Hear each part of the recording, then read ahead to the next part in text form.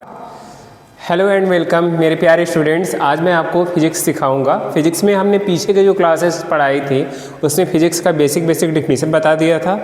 फिर थोड़ा physical quantities के बारे में हमने डिस्कस किया था कि फिजिकल क्वांटिटीज़ होती क्या हैं। फिर हमने ये भी डिस्कस किया था कि यूनिट देख करके हम बता देंगे कि कौन सी फिजिकल क्वांटिटी है। जैसे मास के लिए हमें बताना होगा तो 1 kg लिखा रहेगा तो हम kg देख के बता देंगे कि मास है।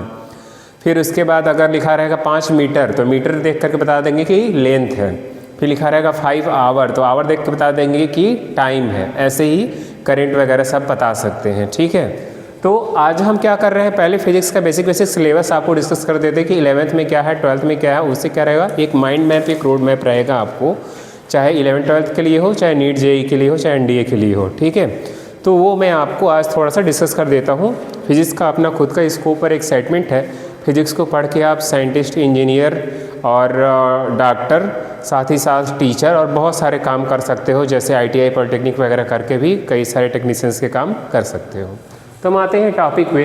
देखो, फिजिक्स की जो एंशिएंट टाइम में स्टार्टिंग हुई, सबसे पहले माना जाता है मैकेनिक्स इसकी सबसे कोर ब्रांच रही है, सबसे शुरुआत की ब्रांच रही है।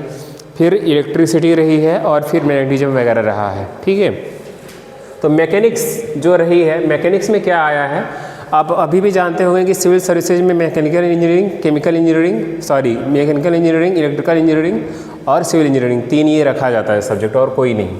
तो मैकेनिक्स में आता है यूनिट एंड मेजरमेंट और एक डायमेंशन, है ना। तो डायमेंशन आप जानते ही हो। फिर मैथमेटिकल फिजिक्स में क्या पढ़ाया जाता है आपको, बेसिक ट्रिग्नोमेट्री जो 9th 10th में पढ़ते हो। फिर आपको वेक्टर पढ़ाया जाता है जो आप 9th 10th में नहीं पढ़े हो, 11th 12th के मैथमेटिक्स में है। कैलकुलस पढ़ाया जाता है, इंटीग्रेशन एंड डिफरेंशिएशन पढ़ाया जाता है, साथ ही साथ कोऑर्डिनेट ज्योमेट्री थोड़ा बहुत पढ़ाया जाता है। आपको मोशन पढ़ाया जाता है। मोशन में v = u + at, s = ut + ½ at square, v = u² + 2as, ये सब पढ़ाया जाएगा। फ्री फॉल का केस पढ़ाया जाएगा, तो जहाँ जहाँ a है वहाँ वहाँ g लगा दिया जाएगा, small g। Newton's laws of motion में 3 लॉज ऑफ मोशन न्यूटन्स ने दिया था। तो न्यूटन उसके वजह से भी बहुत फेमस हुए थे, केवल ग्रेविटेशन की वजह से फेमस नहीं हुए हैं। तो उन्होंने पहला लॉ इनर्शिया का दिया है कि if anybody is in rest और motion then until we apply any external force it will be in the same, है ना। तो रेस्ट में है या मोशन में है तो उसी में रहेगा जब तक कि हमको एक्सटर्नल फोर्स अप्लाई नहीं कर रहे हो। दूसरा है rate of change of momentum is known as force. और तीसरा क्या है, तीसरा है every action has equal and opposite reaction. तो उसको भी आप जानते ही हो कि जैसे रॉकेट में होता है, जैसे हमारे चलने में होता है, ये सब उसका एग्जाम्पल है। फिर उसके बाद फोर्स है। तो फोर्स किसे कहते हैं, फोर्स वही rate of change of momentum. तो उसके कई सारे एग्जांपल, जैसे हम फोर्स लगा रहे हैं पुश और पुल, किसी भी ऑब्जेक्ट को पुश करना या पुल करना, उसी को फोर्स वहीं से आता है। ठीक है, ये उसका डिफिनीसन।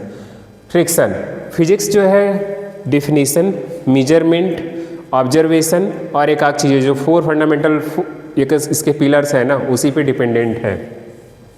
फिर फ्रिक्शन, जैसे मेरे ये दोनों हाथ हैं, इन दोनों हाथों के बीच में एक फ्रिक्शन हो रहा है ना, तो इसे हम कहेंगे कि ये फ्रिक्शन हो रहा है, घर्षण हो रहा है। ठीक है, तो अगर ये प्लेन है, जैसे स्मार्ट बोर्ड जो ये है प्लेन है एकदम, जो आप शीशा देख करके आते हो, मिरर देख करके, बाल झाड़ करके आते हो, वो प्लेन है, तो वहाँ पे फ्रिक्शन कम होता है, बट इस पर फ्रिक्शन ज़्यादा होता है। सर्कुलर मोशन, सर्कुलर पाथ पे अगर कोई मूव ऑन कर रहा है, सर्कुलर ट्रैक पे दौड़ते हैं बच्चे नेवी, आर्मी, एयरफोर्स की तैयारी के लिए, या फिर सर्कुलर ट्रैक पे चलाई जा रही है गाड़ी, कभी देखते हो रिंग रोड बनाई जाती है, तो वो सब सर्कुलर मोशन के एग्जांपल्स हैं, या घुमाना होता है तब के लिए, तो वहाँ पे फोर्स अलग तरीके से लगता है।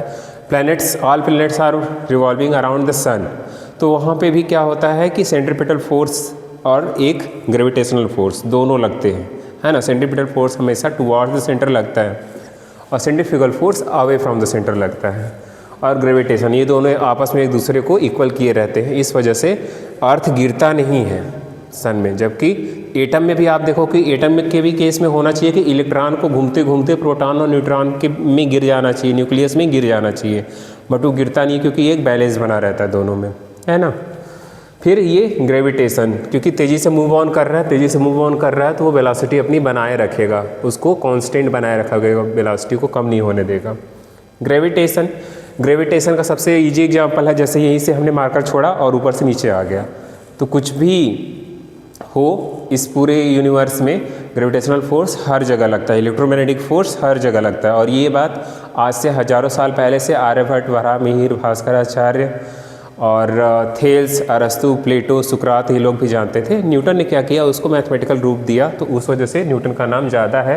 प्रिंसिपिया ऑफ मैथमेटिका बुक लिखा उन्होंने, ग्रेविटेशन के बारे में उन्होंने बताया। रॉबर्ट हुक कोशिश कर रहे थे बताने की कि नहीं मैंने किया है, बट वो प्रूव नहीं दे पाए। तो 1665-66 के आसपास माना जाता है कि इसकी खोज हुई। हालांकि न्यूटन ने उसके 15-20 साल बाद उसकी बुक्स दी थी।